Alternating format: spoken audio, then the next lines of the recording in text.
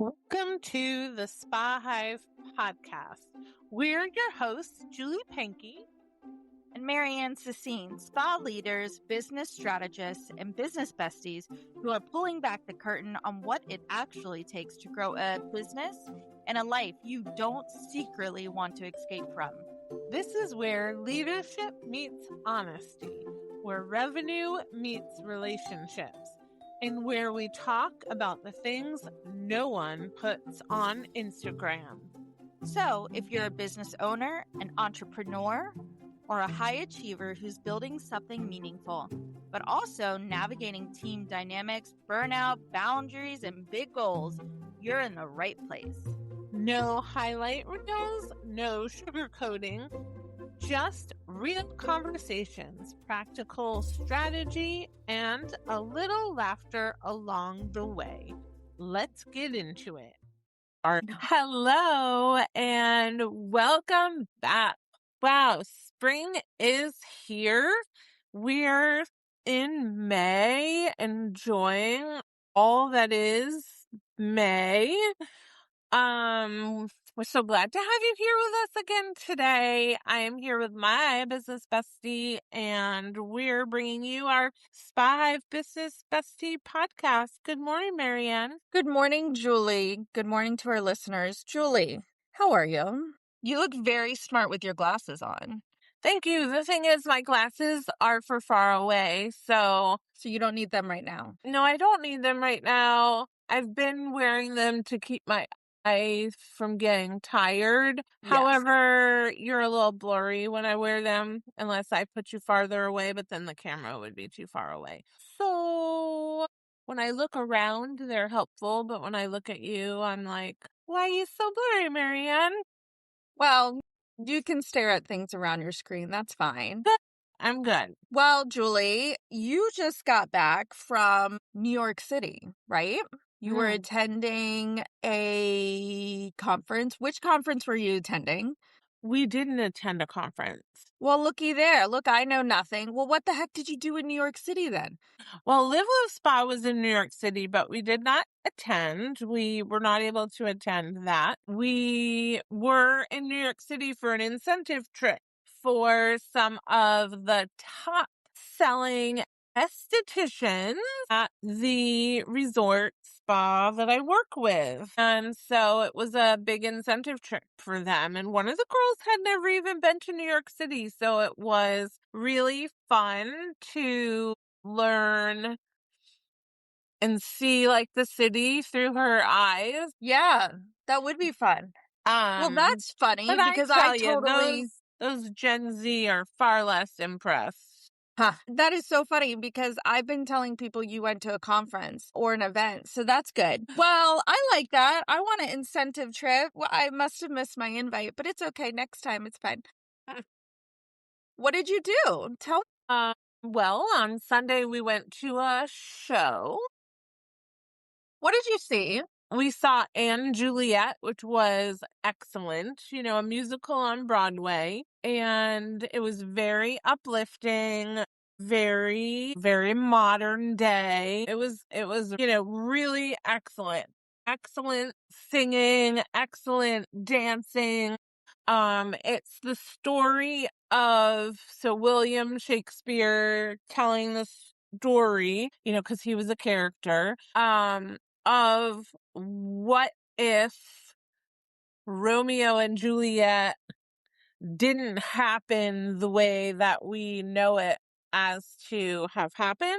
And it's told through like 90s pop music. This is getting even better and better. I'm so sad I wasn't there. It was really, really good. I mean, it was a great show. And the writers, producers, whoever, probably the writers, I don't know enough about Broadway musicals. I have no idea. But really did an excellent job from going from dialogue, so us right now going into dialogue to going into song. And the song 100%, 1000% fit the dialogue. Yeah. It just transitioned right into what they were saying. So we were talking about, do you pick the songs? I think you pick the songs first and then you write the Yeah. dialogue around the songs, not try to find songs around your dialogue. Yes. And so it was, what if Romeo and Juliet didn't both die? And, it became a story about, Juliet and, women empowerment and her parents not, picking who she's going to marry and sending her to a nunnery, a convent, it was really excellent. The actors were so good. An Olympic gymnast was in it. I can't think of her name right now. Huh. She wasn't like the main character, but she was like a supporting cast member and was doing flippies and stuff all over. That's cool. Yeah, it was really good. So we got good seats.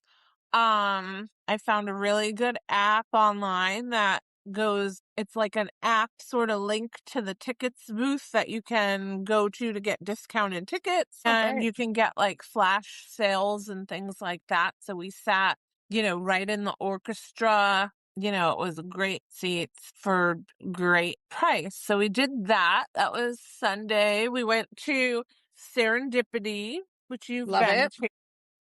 Nobody got the hot chocolate though. Mm. The frozen hot chocolate. I think, for me, like I try to be careful what I'm eating because in the show I don't want to feel yucky Uh, after we just eat like a big giant dinner. yeah. Then Sunday, then Monday, it's all a blur. Monday, we met my friend Barry from Babor down in Chinatown, and we went to Nice. the Golden Diner and had their famous viral TikTok pancakes. Okay. Their pancake, and an egg sando. That was the best egg sandwich I've ever had in my entire life. And I want to go back just for an egg sandwich. Like Oh, sounds good. I'm not a pancake person. I mean, they were Right. delicious, but we got order for the table so we could each try it. Right. Um that was delicious.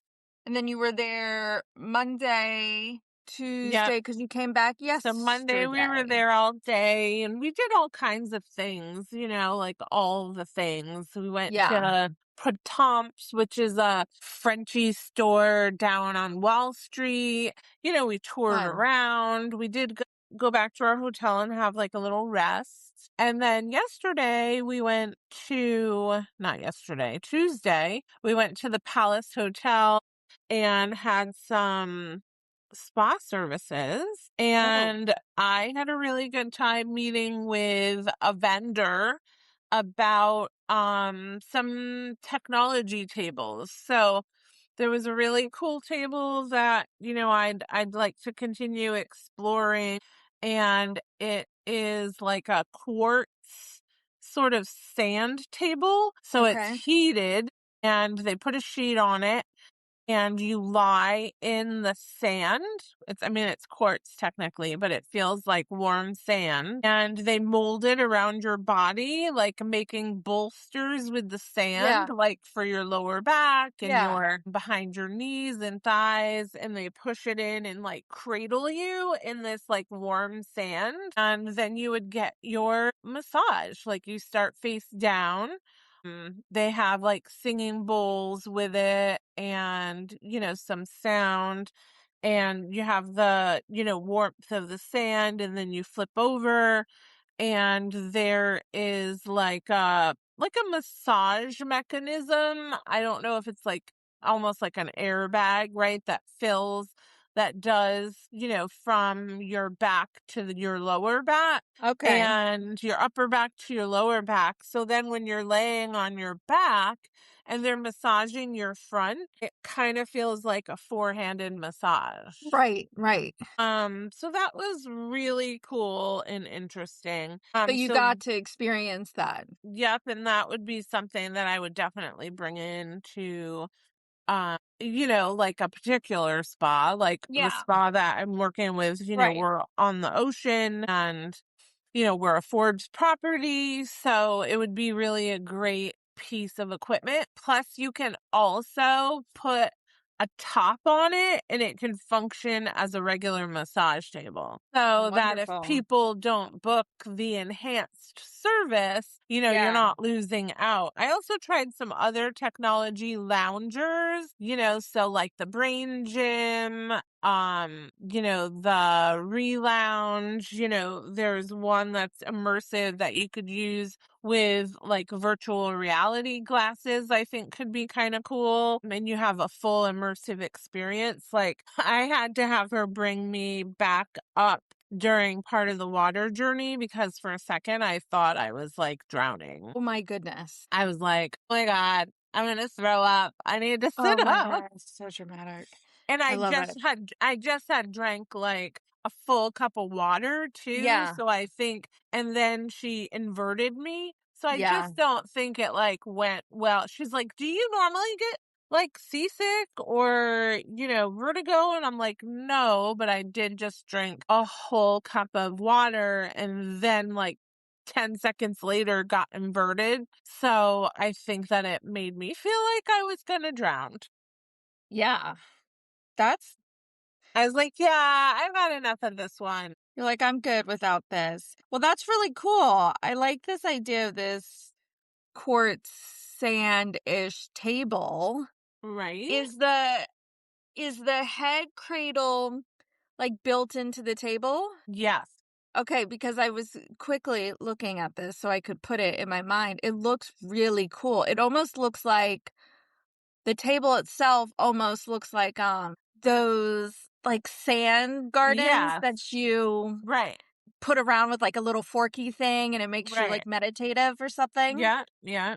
Like a Zen Oh, garden. yes, Zen, thank you. Zen garden. I want to try this. This looks so cool. Okay, well that's And the fun. Well, cool you thing should. is, like, when people come in, like, they had a design drawn in the sand, Yes. but like the logo of this spa is a labyrinth, right? So you could really do like some cool things. So when you come in, it's also impressive. Right. Yeah, that is neat. Well, let's put the Oh, yeah. picture up online when you send it to Yeah. me so all of our people know what you did. That sounds so much fun. Fun. And I'm back. Now you're back, but you're not back for long. You're going on another trip, right? I am. I'm on vacation next week. And I'm going to the lodge at Woodlock, which is like in the top, I don't know, 3 to 5 destination spas in the world, apparently. So I'm really Have you been there excited. before? No, I have not. Where is it? In the Poconos. You're coming to the Poconos? I feel like that's close to me. It's not really that close. But all right. Well, It's not supposed to be great weather, though. I was thinking it'd be warmer than where I live, but it's really not going to be. no. Well, you can book my adjoining room and I'll meet you guys right there. Oh, how far of a drive would it be? Because if we bring the dogs, we could use a dog sitter. That's true. It's like 4 hours. So there you go. Yeah, we're trying to figure that out because our dog sitter, fell through. She, is in the hospital. Yeah. So they do have houses on their adjacent property. But if you do that, then you can't do the full immersive spa experience. No. However, they're trying to see if they can do anything to help me out. So we may Yeah. be staying in a 4-bedroom house Perfect. I'll bring up the whole fam, with we'll just watch. it's the family friendly part of the resort. Perfect. If you want to contend with 2 dogs, bring the kids and hubby, and we'll be there Tuesday. Penny would absolutely love the dogs. Christian, not so much. But you know what I'm looking into? We're going to start discussing our topic in a second. But talking about pets, I am looking into fostering, but it's kind of like renting because you have to pay for it, which is kind of a crock. But fostering, renting baby chicks. Have you heard about this? Why would you do that? Okay, so I guess a lot of people do it like as a like a science experiment, or like a lot of homeschoolers will do it because you can get credits towards like your science class or whatever it is.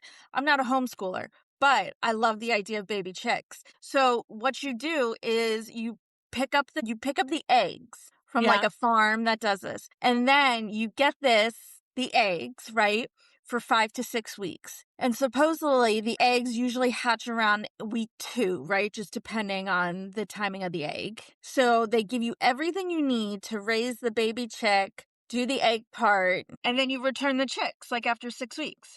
To like the farm store? Yeah, no, to like the farm. Yeah. So it's like usually someone who has a regular farm, right? Mm-hmm. Um, and How, then how many do you, I think you get like 4 to 6. what if one doesn't have? Well, yeah, so those right, that happens, right? It's like just life. So, I think they all give you eggs like that are viable though, of course, but it's the process of it. I think it sounds so fun. Hmm. Sounds like work to me. I know, but I think it sounds fun, but it's almost close to $200, which is a lot of money for that. So this is Um, how the farms make money. It's like a whole yeah, it's like an thing. educational program, right, that they offer. Educational. Of course it is, because you get to watch these little chicks hatch from You the shouldn't eggs. you shouldn't have to pay for an educational. I mean, homeschool people, that should be covered, as their education. Well, right. I mean, I don't know, how that works. But for regular folk like me, you have to Sounds pay. like a gimmick. But I get to play with baby chicks. I think it sounds so fun. Yeah. I'm going to try it out. And I'm going to let you know. And then as I get these baby chicks, we'll post it on the Instagram Okay. so people can follow along. Next thing I want to tell you about, and this does have to do with our podcast, is I this weekend is Mother's Day, right? And Uh-huh. so I booked a head spa. Nice. I'm so excited. Where? In It's a Baltimore? 20 No, actually, it's like in another town outside of Baltimore. It's like 25 minutes away, but it's supposed to be really good. It's a Korean head spa, and I'm excited to try it out. Great. You'll have to take some pictures. Yeah, because you haven't done a head spa yet, right? No. See, look, we're just bringing new experiences All to our kinds of audience. new experiences. You come here for new experiences. Yes, I love it. So last week we talked about May-sember, right? And Uh-huh. you and I kind of had different viewpoints about May. Uh-huh. You love it because it's like things are in bloom. It's very exciting, very renewing for you. I think May is crazy because there's 1,001 things to do and it all seems to happen at the same time. Our topic for today, I feel like we're going to have the same response. I feel like you're going to think it's negative, but it's not. So, our topic today is the invisible load, why women in business are exhausted before the day even starts. Uh-huh. All right, so Yes.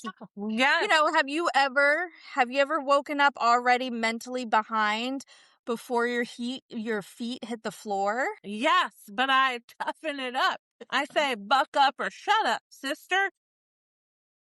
Oh, that's what you say. Yep, I hear that. Myself. Could you imagine if I was texting you in the morning and you told me to buck up or shut up, sister? I probably would reach through the phone. Well, I don't say it to you. I say it to myself. You're like, yeah, because you'd go crazy. I say there's no room for complaining here, girlfriend. Get up. Carpe diem. Carpe diem. See, I feel like this was more so like I feel like maybe like a month or two ago when you were like, I just don't really feel like that motivated or whatever it was. And now I feel like you've turned the corner. No, I haven't. I don't feel that motivated now either. Really? But I fake it till I make it. Yes. Well, you seem to be faking it well. I think that's my life. See, Faking now your I life could well. break right into a song. That's my life. Isn't that like, isn't that a song though? That's right. That's how we would segue our podcast right into a song. I That'll don't be think this. people want to hear that. That'll be this song. This podcast theme song. That's my life. Now gold. or never. Love it. Eh? See, we love it. So, Yes. what is the invisible load? We're mainly talking about women in this episode, but of course it applies to everyone. Whether or not, you're the leader in your house, you're a caregiver, or, you have lots of community obligations, right? There's always an invisible load. So we're talking about mental load, emotional management, having to remember everything, anticipating everyone's needs, and being the default planner or problem solver. I feel like for you, Julie, right? You live in a household of 3 adults. But do you feel like somehow you are the default problem solver or planner? I am the only problem solver or planner. Right. But I have accepted this responsibility as part of my life. And but do you ever feel like there's an invisible load that maybe others don't see? Well, there's always an invisible load that others don't see because I'm good at faking it till I make it. For your trips, you go on. I'm sure you are the planner of it, right? For when you went away to, down south for extended a period of time, I'm feeling like that was kind of your idea to begin with, and you planned most of it. Yes, I did. I'm used to being, the leader, the facilitator, the director. I do that in my work life and I do that in my personal life most times because it just transitions easily into being that way. Because it's hard to be one way in your work life and another way in your personal life.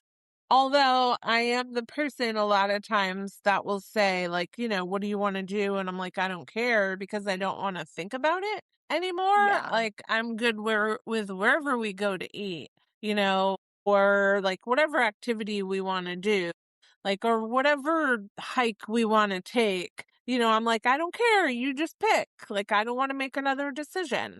Yeah. But I think for me, and I feel like it transitions this way in, the way that you feel, the things that you do, the, day-to-day activities, the exercise, the eating well, all comes down to proper planning. And so if I am the best version of myself, I brain dump at the beginning of the week. I have a big old list of things that are important for me to accomplish throughout the week so that I can tick a few off each day. I meal prep so that I'm not scrambling for food and don't have something healthy to eat. I time block so that I give myself time out of the day to do the things that I need to do so that then I don't feel spiraled and squirrely and overwhelmed because, overwhelm is a feeling that I get. That's, other people might feel different ways, but I get this feeling of overwhelm. And so, it sort of feels like, you're up to your shoulders in water or quicksand, and you're feeling overwhelmed about it. And so doing the things, like I know the things that help prevent me from getting to that place. And of course, unexpected things creep in and, I don't always deal well with the unexpected. Yeah, of course. But if I have some sense of control or feel that I have controlled the other element, then I can deal with the unexpected a little bit easier. Yeah, you're more proactive than being reactive. Right. So I feel like that's how this can show up in business as well, is if your business is more reactive and not proactive, So, a few ways that this can trickle down into your business, right? You're snapping internally, but smiling externally. You have decision fatigue, which we just talked about, Julie. I have noticed, I feel like when we get together and we're meeting at a place, right? Maybe that we're both traveling to, but you do like to have more of a plan. Recently, I feel like in the past, maybe year and a half, you like to have a plan about like what we're going to do. And maybe that makes sense because you don't want to have decision fatigue during it. So Right. you could be more present. Which I think is it's a great tool, right? Maybe having to do some of that legwork ahead of time actually helps the invisible load later, right? So when Right. you're in Right. those situations, you're not always thinking what's the next step because you've already kind of got it outlined.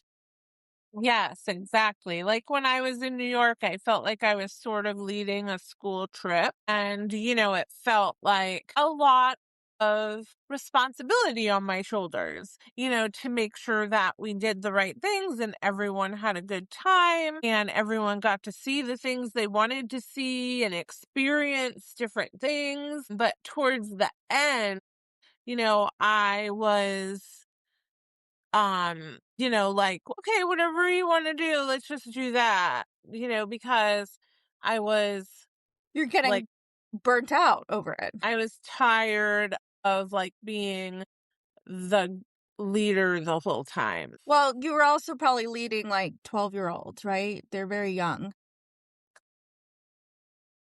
Well, not all of them, no.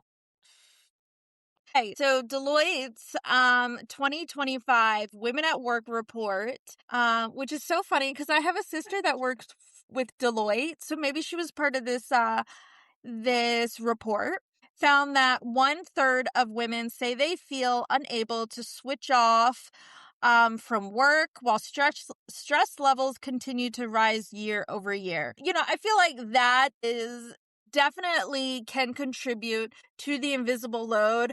I do think it could be a whole nother podcast episode because I feel like with the flexibility of most people's work these days, there is no lines, right? Uh-huh, uh-huh. And so, yes, it's an amazing thing. People are so flexible with work, especially like my husband, right? Yes, he works from home 100%, and that is wonderful. But there's also all of these other things you don't expect from it, right? There's no switching off, there's these blended, Uh-huh. blurred lines. So let's talk about why self care isn't fixing the invisible load. Yes, let's talk about it. So I think when we say self care isn't fixing it, it's because we're not doing the right self care.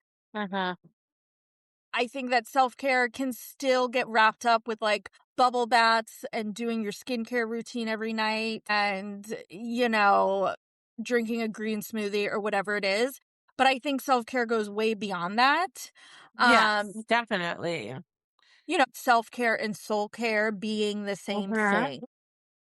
Yeah, and I think like the best version of self-care is getting enough sleep that you need, drinking enough water, the basics that we need, like, plants to flourish. And, sometimes we get wrapped up in the, media version of self care, right? And I don't have time to go to the spa all the time. I might not be good at a morning routine, you Right. know, doing the things that people say about, the morning routine. I might not be good at waking up at 5 a.m. And we talked about that a little bit last week. But I think that, if I look at the basic things that I need to take care of myself, it's enough sleep, good quality sleep. And I get good quality sleep when I get enough activity the day before, Right. when I'm hydrated, because when I'm not hydrated, my aura ring score seriously tanks. And that's me, that's my body, right? So the aura statistics, say to me, using my metrics, Like, Julie, you're a person that needs to be hydrated. And if you're not, it affects every aspect of your body. I mean, I Maybe, feel like, yes, everybody needs to be hydrated. right, But I sometimes think, yes, self-care is literally basic care right, at the end of it. And so sometimes what that happens is that self-care word can almost sound selfish, right? right. Self-care, selfish. So then you get into this weird gray point where it's these basic needs, but then sometimes they're viewed as selfish, Uh-huh, uh-huh. which is really, I think, a hard pattern to get out of. Like sleeping enough, drinking enough, right? That's not selfish. Right. Moving enough. Yeah, that is basic care. I also think with, why self-care doesn't work sometimes is because, you don't, what you were saying, right? You don't need a morning routine that wakes you up at 5 a.m., right? I mean, yes, if that's you, then that's wonderful, Yes, right? right. I love it. But you But you're don't not a need, failure if you yes, don't do it. that's the thing. Or like if your movement, right? If your exercise isn't an hour-long intense gym session, that doesn't mean it wasn't movement. I have quite a lot of sisters, right? And Right. one of my sisters always talks about, "Oh, I just went for a walk. Like it wasn't really anything. I didn't really work out." And I'm like, "Okay, but that is something, right? Like that Right. consistent small things in life. We know this pays off more than these big things do." Right. Also, part of this equation is figuring out what works for you. Like, what fixes this invisible load for you? Some ideas, and like we're saying, everything is so personal, but some ideas are delegation, calendar boundaries, systems, putting your systems in place. Yep. I mean, systems can save us all, asking for actual help, which is not always the easiest, especially, if you are the one in your household that's the planner or the default problem solver. But asking for help goes a long way. And somehow reducing your decisions. So maybe that does mean before you're about to go do something on a trip or whatever it is, you kind of have a little bit of an outline, right? Right. So Right. Right. during it, you don't have all these decisions on what you want to do or need to get done. Right. Exactly. And one thing, I know you can't see me because I'm looking something up, but one thing I didn't mention that we did on our trip was we met with Sonia Satra, who is a former actress, and she wrote the book What If It Were Easy, and it's a mindset reset book, and she gave us each a signed copy of her book What If It Oh, Were Easy, and she took us through the process, kind of the process maybe that you'll find in the book, mhm. because I haven't read it yet, but we were in Central Park and she talked to us about, thinking about the one goal that we have and what is holding us back. And it doesn't have to be a big, hairy, audacious goal, right? It just could be a simple goal like getting more sleep. Or one of the person's goals was eating at home more, doing less takeout. And because, it's healthier, it saves money, all the stuff. And so then as we walked through Central Park, she posed questions to us like, what support system do you have for this? What I don't remember the questions all now, but it was a series of like 5 questions. And then at the end, it's us holding ourselves back. So what if it were easy? Like, what if there weren't all these negatives that we put in our head, that we say can't because? And we just made it, we envisioned it has happened and there are no roadblocks. And what are the 2 steps that you're going to take that will make it easier? That sounds like a really nice exercise. And you got to walk in Central Park as you did this? Yeah, I just remembered that as we were talking about this relevant I love topic. that.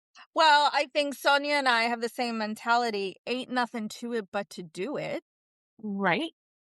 Same as Suck it up, buttercup. No, that's a little negative, Julie. So I think, as we move forward into May, into this next season, we get into June and summer, just to be mindful of the invisible load that you are carrying and, trying not to let it swallow you up whole. It is a real thing. It's a real thing, the invisible load. There's a lot spiraling in our little minds, big minds. And, you're not weak for being overwhelmed. Overwhelmed is a human feeling. You're just overloaded at this point. So how can we better handle that? And that, I feel like that answer is so very individual to all of us. But we don't need to have expectations that it's this grand thing, so not to feel down on yourself or not feel like you're not doing enough, because we are, and it just might be one small tweak, right? It might just be something as simple as meal prepping on a Sunday, or it might be as simple as, going to bed a half hour early, just a small tweak, taking a 10-minute walk after dinner. Yeah. Small things count. Right. Well, that's all we got for today. We believe in you. I believe in you, MaryAnn. Oh my goodness. I believe in you, Julie Panky. That's why we're business besties. Yay. Yes, stay tuned for our episode next week. We're going to bring some fun things to you. As always, check out our show notes. Julie, you have a wonderful day. You too. You too, everybody. And we'll see you next week live right here in the SpaHive. Bye, everybody. Bye, Julie. Bye, listeners. Thank you so much for joining us today in the SpaHive. If this episode sparked an idea, made you think differently, or just made you feel a little less alone in business or life, share it with someone who might need it too. Don't forget to follow the podcast so you never miss a conversation. And check out the show notes for links, resources, and ways to stay connected with us, including the Spa 101 course taught by our very own Julie Panky. We're so grateful you're part of this community. And we'll see you next time.